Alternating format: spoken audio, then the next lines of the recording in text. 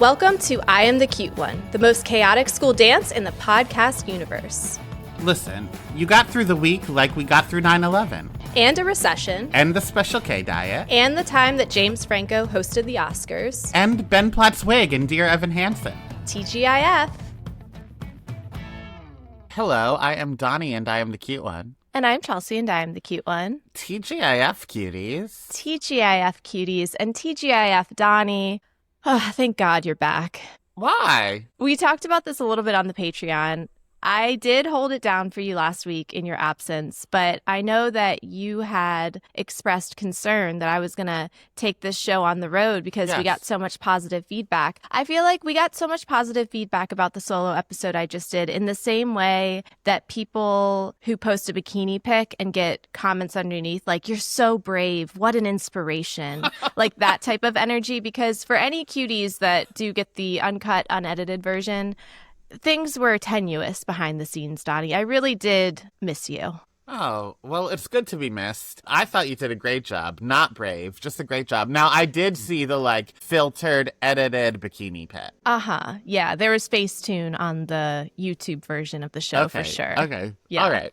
But I liked what I saw. I gave you a double like. Well, thank you. First of all, I listened, and you know I don't listen to podcasts. So. I was shocked. I honestly felt like you were just listening to make sure that I included the 911 recap at the end. I did do that. That was the first thing I did. I skipped to the end to see if it was there, and then when it was, I was like, I'll reward her with a listen.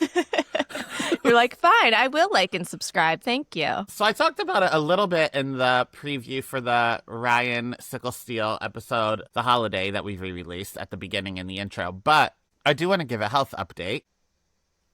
I think I need an eye patch until they figure it out. I had a migraine 2 Wednesdays ago. I took medicine for it, and then the next day I woke up and my left eye was blurry. So I've been dealing with that. On the Monday that followed, I finally went to the eye doctor. And if cuties want to be their very own JB Fletcher, there were clues, there were hints, because as I was editing the life-size episode, that was when all the stuff you're about to talk about was going down. I was editing, you were living your best ER life. And literally throughout that entire recording, as I was talking, it was different than usual, where usually when I'm talking, the eyes glaze over. This time when I was talking, you were just sitting there going like this. The whole time. So I think that was definitely when things were getting weird. And I was trying my best. You know, I don't like to go to the doctor. So I was trying my best to take care of it myself. So when I was doing my own personal eye test during the life-size recording, that was me seeing, can I see out of my right eye and not my left? Whatever. And the left eye was blurry. So I don't have astigmatism, but they are 2 different prescriptions. This one's a little worse. So then I thought, well, if this one isn't doing it, maybe I'll use the contact for the worst eye on the good eye and see if it makes it even. It didn't. So then the next day I did glasses, and I think for whatever reason, I don't think my glasses are the same prescription as my contacts. So there was relief, it wasn't painful to my eye anymore, but then the world was blurry. So then that was making me dizzy as well. Yeah. All that to say, I went to the eye doctor finally on Monday, and he said I have perfect eyes. He said the prescription's great. He said there's no fluid in the eye. There's no scratch on the cornea, the retina's fine, whatever. So then the next day, Saturday. The next day, Tuesday, I made a regular doctor's appointment. But when I was on the phone with that person, they said, can you check your blood pressure at home for me? And I did. And it was very high. And they were like, go to the ER right now. So then I went to the ER right now, and they did a CAT scan and checked my eye pressure as well. And they said both of those things were fine. So they want me to schedule an MRI, but it's not until March. So I'm going to try to get in sooner because that is crazy. Well, let's use our platform. I know you're not going to do it, but I'm going to do it. Cuties, if you're in the New York or Pennsylvania area and you have connections to an MRI machine, can you hook our guy up? Thank you. Thank you. But until then, I'm going to, for the podcast and at home when I relax, I'm going to wear a eye patch, I think, so that at least it's giving my left eye some relief. Should I get one? I think so. So then when we record, we can be like 2 little pirates yapping at each other. Yeah, I love that. And I don't know if our website offers customizable eye patches, but if they do, maybe we can sell it as well.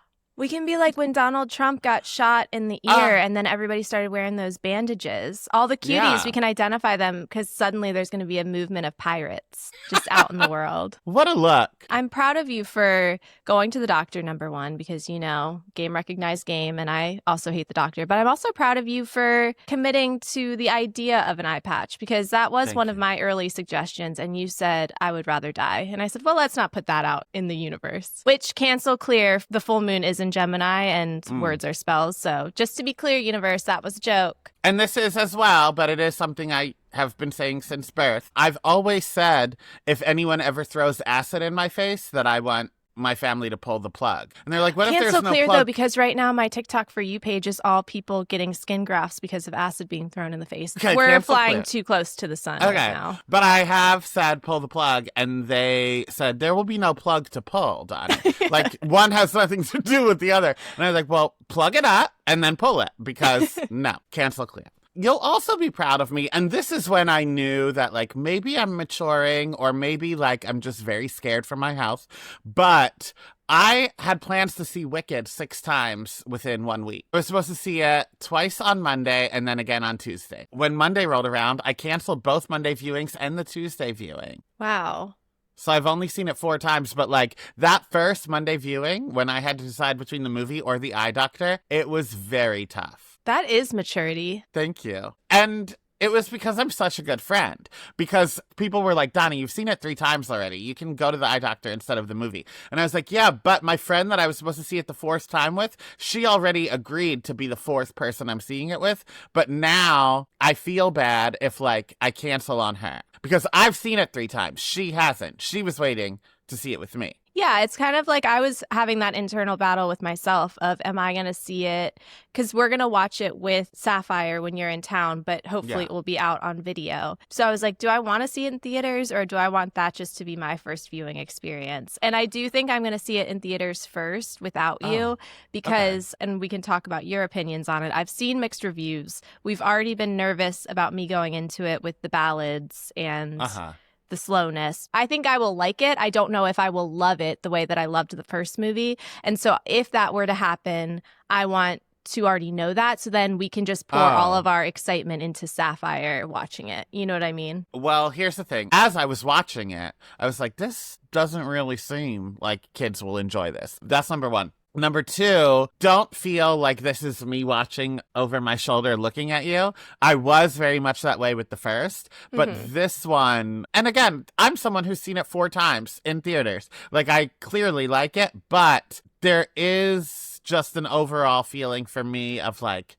this is not as good as the first. So I won't be observing you, because I already feel that way. Okay. I went home for Thanksgiving. And, you know, I have a 4-month-old at home, and I'm educating him on the classics. We watched the Glee Thanksgiving episode with the mashup of Turkey Lurkey Time and Let's Have a Kiki. What season is that? 4. Oh, brother. Because I commented on your TikTok. When I saw the footage of that, I said, thank you so much for not making me watch that. And you commented, and a chill went down my spine. You said, not yet.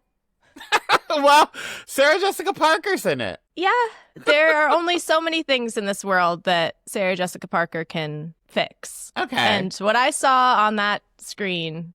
All right. Fair enough. So we watched that. And then I was in a Leah Michelle mood, so I was like, wait a second. There's a 2019 made-for-TV movie on ABC called Same Time Next Christmas that I've never seen for some reason. I said we should watch it as a family, so then we watched that as a family. Second best Christmas movie of all time. Hands down, I'm saying it here. Of all time? Second best made-for-TV Christmas movie. Okay, I was like, wow. Okay, we're really going... Okay. Second best made-for-TV Christmas movie of all time. It's Leah Michelle at a resort. Her family goes every Christmas. Her first love of her life, her first kiss, is this boy at the resort. So then she reconnects with him as an adult man, but he's married and getting divorced. So, like, right off the bat, I think, oh, they're going to end up together. But then when he says, sorry, I'm married, I can't do this, my wife wants to try again, then she starts dating someone someone from work. So then the next Christmas, that original love of her life and the new boyfriend are both there. And she's like trying to decide, because he's not married anymore. He did get a divorce within that year. So she's trying to decide which one she loves.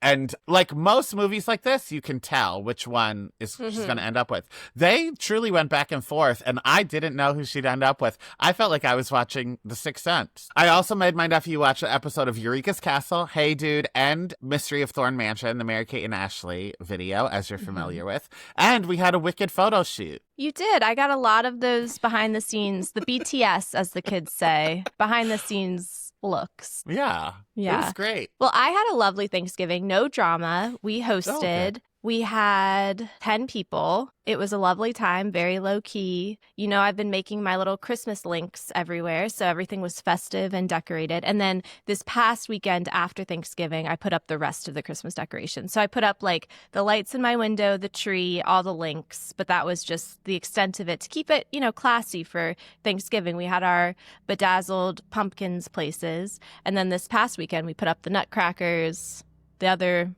Christmas decor. Now I'm all decked out. That village around the top of your doorway is so pretty. It's so cute. Yeah, shout out to Highlights Magazine because they had this idea of making like little cookie cutter houses. I don't think you're supposed to tape them to your walls, but for kids just to make. But Sapphire wanted to do it, and we were having so much fun that then we started doing more arts and crafts, and we added more houses. I made little like flag poles for it, and I put it over my front door. And then Coco joined us, and she did create an evil lair and a dragon. She wanted the dragon to be blowing fire towards the townspeople. And I rarely put my foot down when it comes to creativity because art is subjective and you do what your heart sings. But in this case, I did have to say, pipe down, heart. This dragon can be blowing fire away from my happy little Christmas village. It's going to be a white Christmas, not a burning, fiery death Christmas. Now, when I come on New Year's Eve, hopefully it's still up so I can add the John Benet Ramsey house to it. That will be when we know our Christmas village is complete.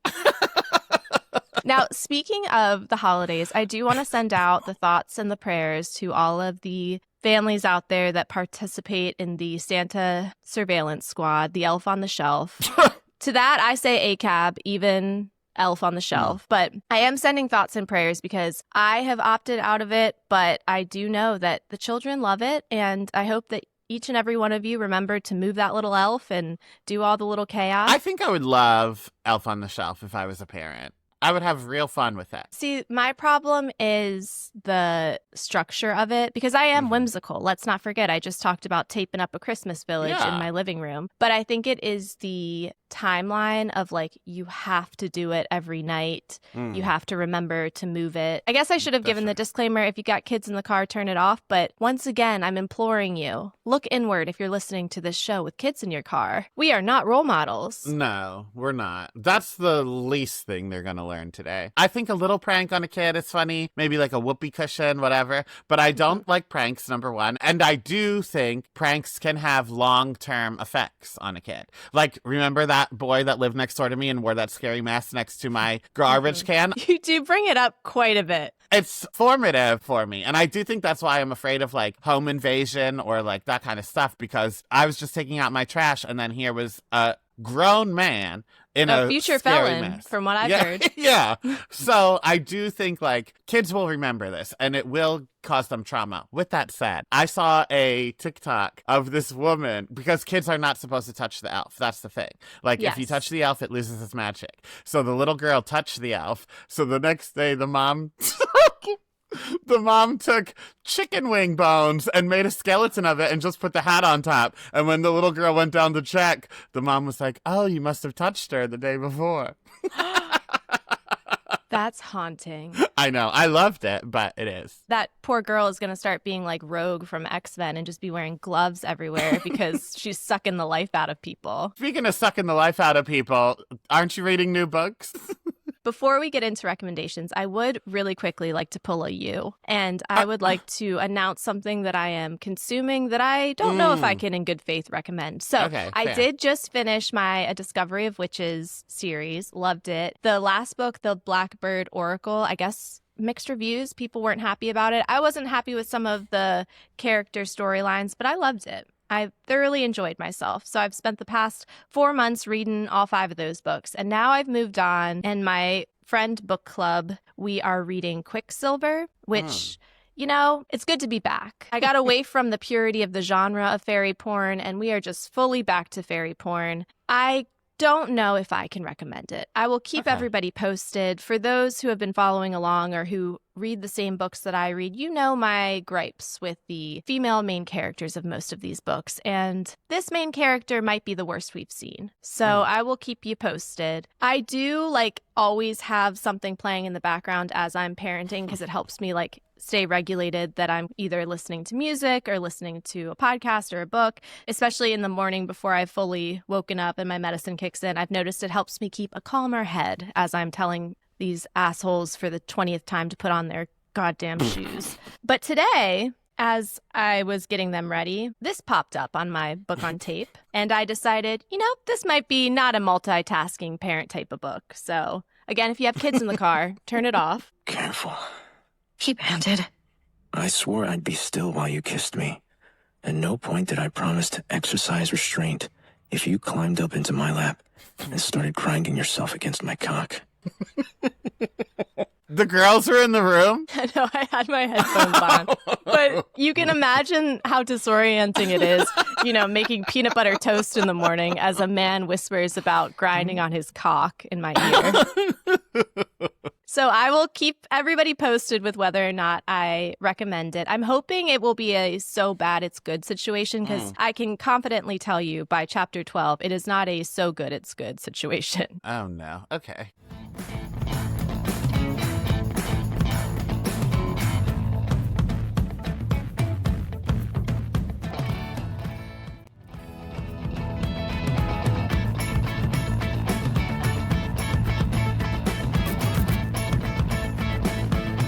So I saw Marjorie Prime. It's a Broadway show starring Cynthia Nixon and June Squibb, that 92-year-old woman. Or maybe she's 97. I don't know, but old as hell. It's so good. I didn't know what to expect at all when I went in. This is a slight spoiler, but only of the first scene. The first scene of the show is this old woman talking to her husband, who's a young 30-something cute man. And he's like, remember the first time I told you I love you is when we saw my best friend's wedding? And remember when we did this? And remember when we did that? And he's just telling her all these things that they did together. And then you find out that there are these AI robots that you can hire or that you can buy that are versions of people that you've lost. So, and you can make them whatever age you want it to be. So she has one of her husband when he was in his 30s, because that's when they were happiest together. And then the whole play is about Cynthia Nixon is her daughter, and she's fighting back against it and doesn't think that having this is a good idea. It's a really good show.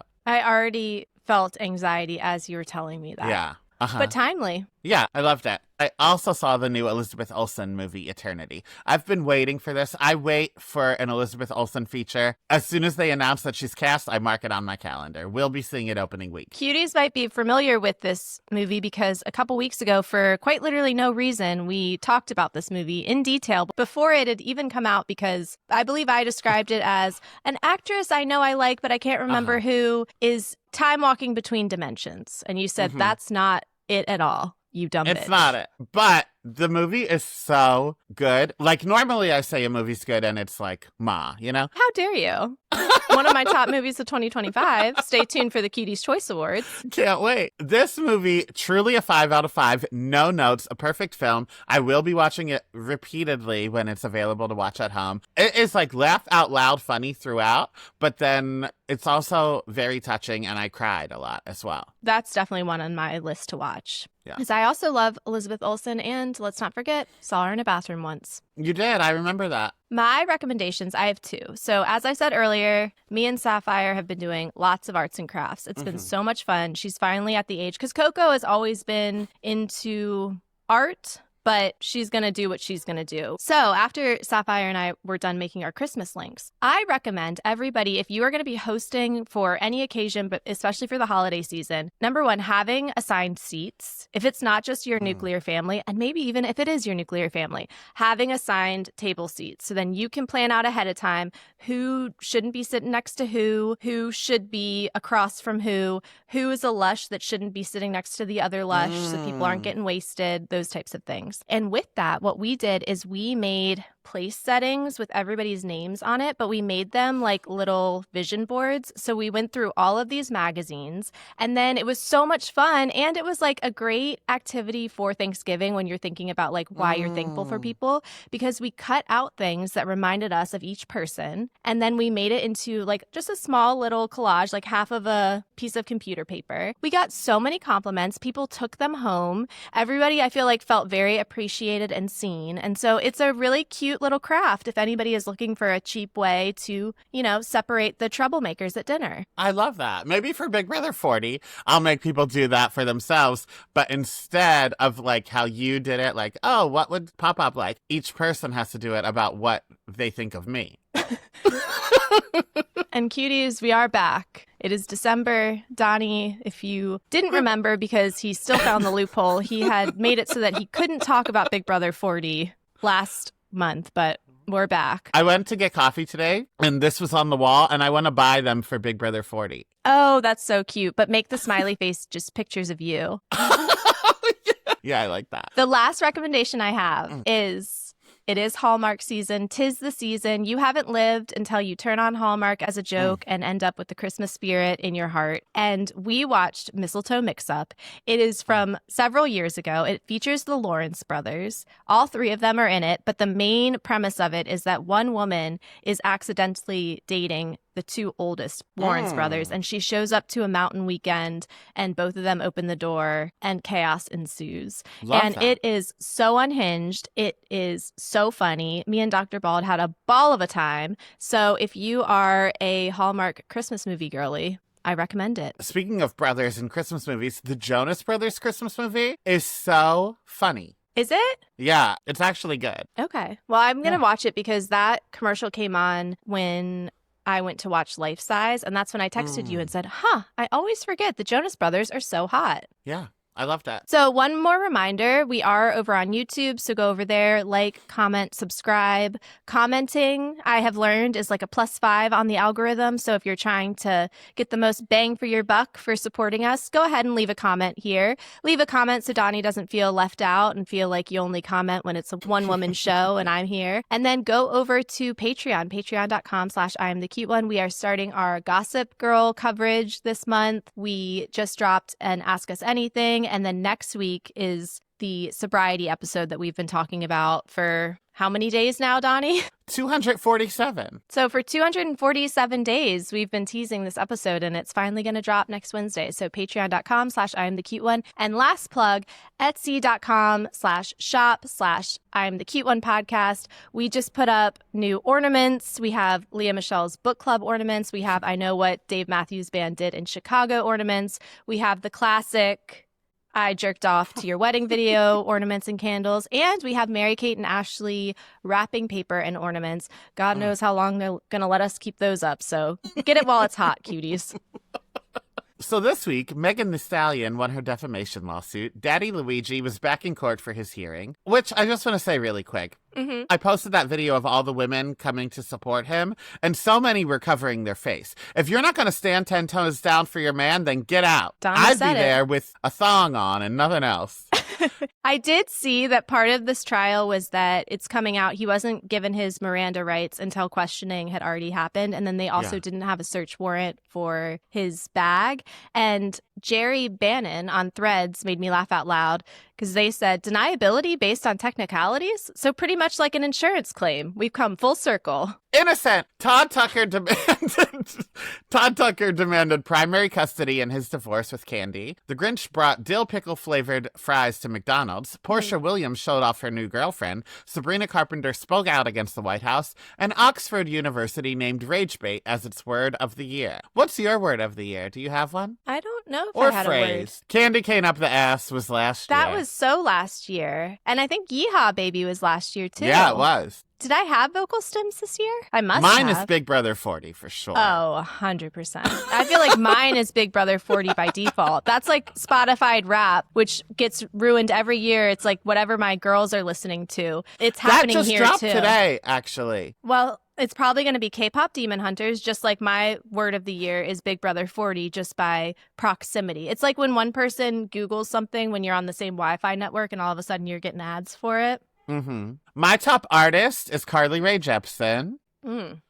Okay. My top album is Hamilton. I listen to 203 genres. Oh, I skipped that. I didn't know that was important. My top genre, indie folk, indie pop, folk pop, indie, children's music. So I don't know if we're counting that as different genres. There's just a variation of indie and something else in it. My top genres are dance pop, musicals, soul, pop rock, and pop rap. Why do they make it so that they're like dragging you already? I'm already going to judge myself. I don't need you to say age is just a number, so don't take it personally. Whatever they're about to say, this is the equivalent of I'm not racist, but How old are you? my listening age is 74. Since you were into music from the late 60s, you're an old soul. Wow, 34. That doesn't seem right. I was going to think that you were 12. It says most of my music is from the late 2000s. I listened to 4,041 songs this year, the number one being Nobody's Side from Chess in Concert, followed by How Do I Deal by Jennifer Love Hewitt, followed by APT by Rosé and Bruno Mars, followed by Sober by Kelly Clarkson, followed by I Really Like You by Carly Rae Jepsen. Mine, I'm not going to lie, it really tells a story about my current state of life. It's bleak, but number one Okay. is Golden from K-pop Demon Hunters. Okay. Number two, Eldest Daughter, Isabel Pless. Uh-huh. Number three, Soda Pop, K-pop Demon Hunters. And then number four, Dead Girl Walking, Jensen McRae. And number five, Drugs and Bad Habits, Anna Graves. All of those songs that aren't on K-pop Demon Hunters, they are on my Quiet Quitting Eldest Daughter playlist over on our Spotify. So just the juxtaposition of Little Soda Pop, you're my soda pop, next to, you know, just heart-wrenching songs about parentification. All right, let's get into headlines. Wake Up Dead Man, the new Knives Out movie, airs on December 12th on Netflix. Ooh, okay. But I saw an early screening of it in theaters. It's my favorite of the three. It is so good. Okay, I love those movies. Me too. I love a whodunit in general. Mm-hmm. I was thinking about writing one, but I don't think I'm smart enough for the mystery part. I think I could do like the clue portion of it, like where every character is a different caricature. But I think the mystery itself would be very like elementary. Well, that's elementary, my dear Watson. Oh, Get what I did there? Yeah. Uh-huh. But maybe that could be the reverse M. Night Shyamalan twist, where people go in thinking it's a mystery, and then it turns out there was no mystery at all. Yeah, it's like when I accuse somebody of like stealing my cell phone, and then I get everybody on the hunt for my cell phone, and then it turns out it was just like under my pillow. I love that. And that's my whole thing. Yeah, I love that. Kerry Washington is great. The guy from Challengers that looks more like a cartoon mouse than an actual mouse. Because there were two men in Challengers. One looks like an actual rodent. One looks like a cartoon mouse. The one that looks like a cartoon mouse plays like a priest in this movie. And everybody thinks that he's the one that killed who ends up dying. So we can roll out that character, I guess. That's the whole trailer, Chelsea. Okay. He's the one that calls the detective and is like, I need your help. Okay. I didn't say if he did it or not. Golly. Golly. Okay. Well, I want to talk about the drunk raccoon that was found in an ABC store. What's the ABC store? Oh, I forgot. You are anti-Southern. So, you know how every state has different liquor laws? Uh-huh. Sorry to talk about this. I guess this is a good time to say Donnie's Sobriety episode taking place on Patreon. Oh, yeah. But so good like one. in Maryland, you can't buy beer or liquor in a grocery store. You have to go to a certain store. In certain places, the ABC store, it's run by the government, which is weird. And then you can buy beer or wine in a grocery store, but then there's an ABC store where all of the hard liquor is. And that is specifically a store you have to go to. A liquor store. I think Pennsylvania is the same. Oh, they just don't call it an ABC store? We just call it the liquor store. Huh. Wine and spirits. Yeah, so these ones, though, they aren't like individually owned. It's not like a mom and pop shop. It says ABC and then it's run by the government. What's that stand for? Anything but cigarettes? Yeah, I think so. Anything but clothes. You have to wear a traffic cone thing around you. Did you ever go to one of those? Oh, yeah. In a traffic cone outfit? I wore a trash bag, Oh, I forget but a what sexy I wore. little trash bag. Naturally. Of course. Yeah, you can't go to an anything but clothes party and be not No. in a sexy I little don't trash remember bag. if I ever went to a party, and if I did, I don't remember what I wore, but I do remember I had an Anything But Clothes week on Facebook's Next Top Model. Classic. So one girl put herself in a bathtub full of books because she loved to read. Oh, I love That that. A was really little good. personality piece to let the judges know what she's about. Yeah. I might put books on her placemat at Thanksgiving after seeing that photo. So a raccoon was found passed out in the Oh, bathroom. yeah, I forgot about the raccoon.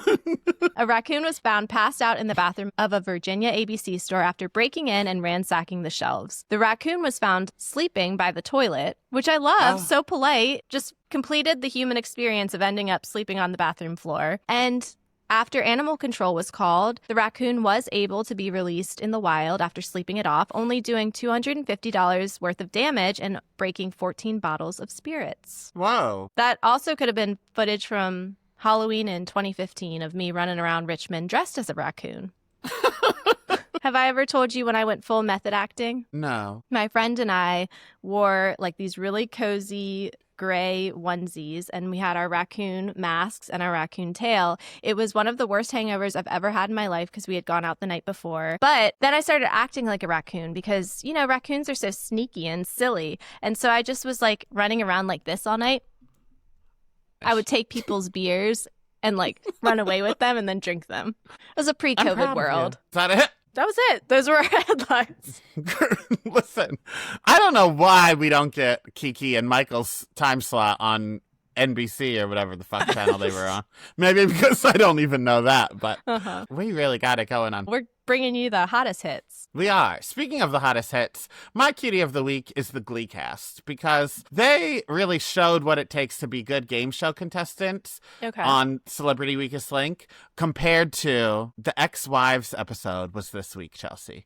So like every week on Celebrity Weakest Link, they have some kind of loose theme. The first Okay. episode was all Glee cast members because Jane Lynch is the host. So that was a cute little reunion. And then one week was like all TV moms on sitcoms. This week was Ex-Wives Club. So Okay. it was some Real Housewives that aren't on anymore, but then some like wives Was from Dorinda other. there?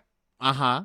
Of So it course was she Cynthia Bailey, Dorinda, Vicky Gunvalson, and Jill Zarin. And then from non-Bravo was Tamar Braxton, Kate Gosselin, Shayna Moakler, and Kendra Wilkinson. Okay. So when the cast was announced, I was excited for this On episode. paper, a great cast. Yeah.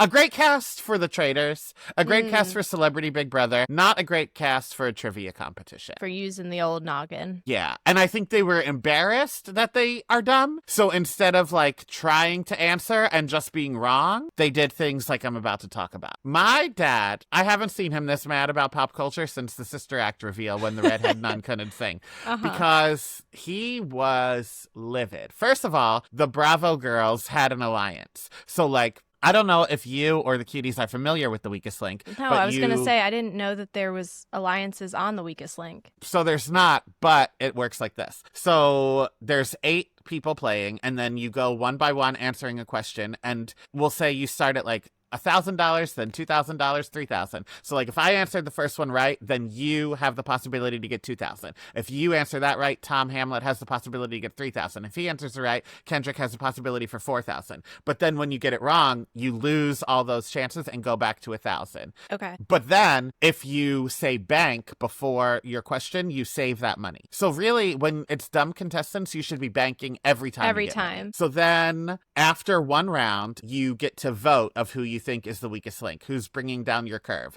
who's not banking, who's not answering Oh. questions. And that's when the Bravo girls had their alliance and would vote out the non-Bravo girls first. But Kate Gosselin was the only one getting questions right, and Shayna Moakler was the only one banking. So then when they voted those two out, then they were not raising any money or banking anything because they couldn't bank. So I will say they voted out Kate Gosselin, Shayna Moakler, and Kendra Wilkinson first. That was the Bravo Alliance. So then it was the 4 girls versus Tamar Braxton. And I don't know why they did this. I don't know how it was like agreed upon. This was the only part of the episode that brought me joy. The Housewives and Tamar voted Dorinda out. So before So that made me laugh out loud. That brought me some Thanksgiving happiness. I was thankful for that. But then after Dorinda went, then they voted off Tamar. So the final three were Cynthia, Vicky, and Jill Zarin. All dumb as rocks. At that point, I didn't know who won because not anyone was doing a good job that entire episode. It's also only fucking them up for shows like The Traitors because it's now like a well-known thing. People are going to be so upset, especially, and